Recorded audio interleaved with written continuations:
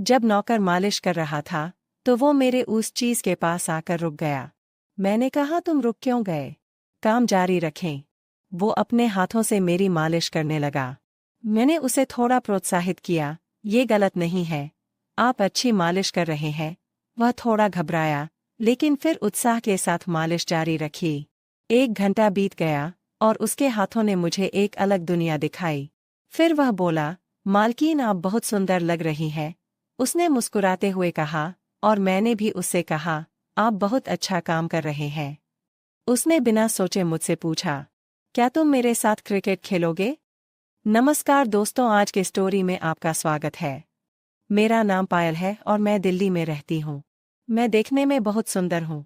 मेरी गहरी भूरी आंखें, मेरी कोमल त्वचा पर गुलाबी होंठ और लंबे काले बाल एक विशेष आकर्षण है, जो सीधे मेरी पीठ तक जाते हैं। मेरी ऊंचाई 5.7 फुट है और मेरे शरीर की प्राकृतिक सुंदरता साफ नजर आती है। मेरे शरीर के हर उतार चढ़ाव को देखकर कोई भी मर्द या जवान उसमें खो जाना चाहता है। मेरी शादी 7 साल पहले हुई थी। मेरे पति राहुल एक सफल बिजनेसमैन है। उनके पास बहुत पैसा है, इसलिए वे जो चाहे खरीद लेते हैं, चाहे वो कोई वस्तु हो या महिला। राहुल हमेशा बाहर रहते हैं और घर पर ज्यादा समय नहीं बिताते, इसलिए मैं भी अपने जीवन में स्वतंत्र और आनंदमय जीवन जीती हूँ। हमारे घर में एक नौकर था, लेकिन किसी कारणवश उसे अचानक गांव जाना पड़ा। उन्होंने कहा कि उनका बेटा रोहित उनकी जगह काम करने आएगा। कुछ दिन बाद उनका बेटा हमारे पास आया और घर का सारा काम करने लगा। रोहित एक युवा, आकर्षक और संपन्न लड़का था। वह साफ सफाई, बर्तन धोना और अन्य सभी कार्यों को व्यवस्थित करता था। हमारे घर में आज़ादी थी, कोई रोक-टोक नहीं थी, इसलिए उसे यहाँ रहना अच्छा लगता था। एक दिन वह रसोई में सब्जी बना रहा था, तो मैंने उससे कहा कि तुम सब्जी कितनी अच्छी बनाते हो। दरअसल जब तुम किचन में होते हो तो मुझे कोई काम नहीं करना पड़ता। रोहित मुस्कुराया और बोला, मालकिन मैं जब काम कर रहा होता हूँ तो आपको चिंता करने की कोई ज़रूरत नहीं है। फिर एक दिन मुझे एक दोस्त की बर्थडे पार्टी में जाना था। पार्टी बहुत देर रात खत्म हुई और मैंने बहुत ज़्यादा शराब पी रखी थी, इसलिए मैं सुबह देर तक सोती रही। करीब 11 बजे मेरी नींद खुली तो मेरे कमरे में अंधेरा था। मैंने कुछ देर और बिस्तर पर आराम किया और फिर उठकर बैठ गई। मैंने रोहित को आवाज़ दी और चाय लाने को कहा। थोड़ी देर बाद रोहित चाय लेकर आया और बिस्तर के पास खड़ा हो गया। उसकी आंखों में कुछ अलग सा था। मैंने उसके चेहरे की तरफ देखा, वो मेरी तरफ ही देख रहा था। शायद मैंने उस पर ज्यादा ध्यान नहीं दिया। फिर मैंने उससे पूछा, क्या हुआ? क्या तुम कुछ कहना चाहते हो? उसने जवाब दिया, नहीं मालकिन, कुछ नहीं। फिर मैंने उससे कहा, तो तुम यहाँ क्या कर रहे हो? फिर वह चला गया। उसके जाने के बाद मुझे थोड़ा दोषी महसूस हुआ। मैंने सोचा कि मुझे उसके साथ ऐसा व्यवहार नहीं करना चाहिए था। थोड़ी देर बाद मैंने उसे बुलाया और उसे मेरा कमरा साफ करने के लिए कहा। वह तुरंत वापस आया और सफाई के सामान से मेरे कमरे की सफाई करने लगा। मैं बस बिस्तर पर लेटी हुई थी। जब रोहित मेरे कमरे में काम कर रहा था तो मैं उस पर ध्यान दे रही थी। वह मेरे चेहरे को देख रहा था और मैं उसके सामान को देख रही थी। मैं समझ गई कि उसके मन में क्या चल रहा है। मैंने उससे पूछा, तुम यह दूसरा क्या काम करते हो? तो उसने कहा, मैं गांव में बच्चों को पढ़ाता हूँ। फिर मैंने पूछा, सिर्फ पढ़ाते हो या कुछ और भी करते हो? उसने कहा, मैं शाम को अखाड़े में जाता हूँ। मैं मुस्कुराई और कहा, मुझे नहीं लगता कि आप अखाड़े में जाते होंगे। बाद में जब हम बातें कर रहे थे, मैंने उससे कहा, मेरा शरीर बहुत दर्द करता है, क्या तुम मेरी मालिश करोगे? वह थोड़ा शर्मिंदा हुआ और तेल लेकर आया। मैंने उसे तेल से मालिश करने से मना कर दिया। अब रोहित धीरे से मेरे पैरों की मालिश करने लगा और मैं सोच रही थी कि यह मेरे पैरों के ऊपरी हिस्से पर अधिक ध्यान देता है। उनका मन मेरी टांगों की ओर घूम रहा था। मैंने उसे और जोर से मालिश करने को कहा। उसने झिझकते हुए कहा, मालकिन, आपके पैरों को आराम की जरूरत है, इसलिए मैं हल्की मालिश कर रहा हूँ। मैंने हंसते हुए कहा, मुझे धीरे धीरे मालिश करना पसंद नहीं है, तुम थोड़ा जोर से करो। वो थोड़ा जोर से मालिश करने लगा।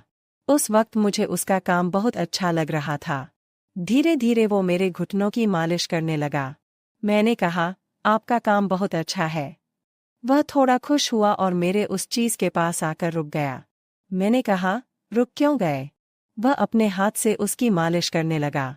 मैंने उसे थोड़ा हौसला दिया, ये गलत नहीं है। तुम अच्छी मालिश कर रहे हो। वह थोड़ा शर्माया, लेकिन फिर मुस्कुराहट और उत्साह के साथ मालिश करने लगा। जैसे जैसे टाइम बिता, उसके हाथ थोड़े अधिक आश्वस्त हो गए। एक अद्भुत एहसास हमारे मन में आया।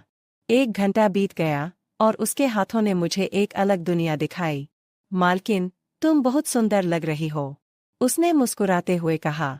मैं मुस्कुराई और मैंने उससे कहा कि तुम बहुत अच्छा कर रहे हो।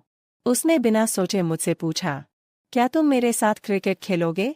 मैंने मुस्कुराते हुए उससे कहा, हाँ, खेलूंगी, जिसका मैं लंबे समय से इंतजार कर रही थी। अब उसने खेल शुरू कर दिया। मुझे इस खेल में बहुत मजा आ रहा था। खेल कर वह थका हुआ लग रहा था। फिर मैंने उसे थोड़ा आराम करने की कहा। हमारे एक साथ समय बिताने के कारण मुझे अपने पति के अलावा एक अलग दुनिया का अनुभव हुआ। हमारा रिश्ता एक विशेष स्तर पर चला गया। पहले मैंने उसे एक दोस्त के रूप में देखा, लेकिन उसकी मालिश से मुझे बहुत संतुष्टि मिली। उसके साथ बातचीत बढ़ती गई और एक बात स्पष्ट हो गई, हमारे द्वारा की गई बातों के कारण हमारे रिश्ते में भावनाएं और गहरी हो गईं। एक दिन मैंने उससे पूछा, आपकी और क्या रुचि है? उसने उत्तर दिया, मालकिन, मैं आपको कुछ बताना चाहता हूँ। उसके चेहरे पर एक गंभीर भाव था। मैंने उस पर कुछ ध्यान देना जारी रखा। उसने कहा, मेरा सपना एक महान शिक्षक बनना और बच्चों को ज्ञान प्रदान करना है। मैंने देखा कि वह अपनी आकांक्षाओं को कितना महत्व देता था। मैंने उसे और प्रोत्साहित किया, लेकिन उस सपने को हासिल करने के लिए कड़ी मेहनत करनी होगी। हमने एक अनूठी बातचीत शुरू की। उन्होंने बताया कि उनके सपने और उनके काम करने का तरीका कितना महत्वपूर्ण था। उस पल से हमारा भावनात्मक जुड़ाव हो चुका था। उसकी चाहत ने मुझे एक नई प्रेरणा दी। इस तरह हमारा जीवन साथ साथ चलता रहा। एक दिन मुझे एहसास हुआ कि मैं उससे प्यार करती हूँ। मुझे चिंता थी कि यह एक भ्रम हो सकता है। मैंने अपने मन की गहराइयों से उससे पूछा, क्या तुम जानते हो मेरे पति के बारे में मैं क्या सोचती हूँ? वह रुका और बोला, क्या तुम अपने पति के साथ खुश नहीं हो? मैंने उससे कहा, उसे केवल काम से मतलब है। रोहित ने कहा, तो क्या तुम हमारे रिश्ते को और गहरा करना चाहती हो? मैं असमंजस में थी। जब मैं रोहित के साथ थी तो खुश थी, लेकिन मुझे अपने पति की याद आती थी। कभी कभी मुझे उसके लिए प्यार महसूस होता था, लेकिन अगले ही पल मेरे विचार गहरे हो गए। फिर एक दिन रोहित ने मुझे अपने मन की बात बताई। उसने नरम रुख अपनाया और मुझसे कहा, तुम मुझसे शादी करोगी? फिर मैंने मन बना लिया कि अब मुझे कुछ तय करना ही होगा। रोहित के प्यार को एक मौका देना होगा, और ये सब मुझे रोहित के सामने बताना होगा। रोहित, मैं तुम्हारे साथ एक अनोखी जिंदगी जीना चाहती हूँ। वह खुश हो गया और हम दोनों को एक दूसरे से प्यार हो गया। यह एक असामान्य प्यार था, विश्वास और समर्पण से भरा हुआ।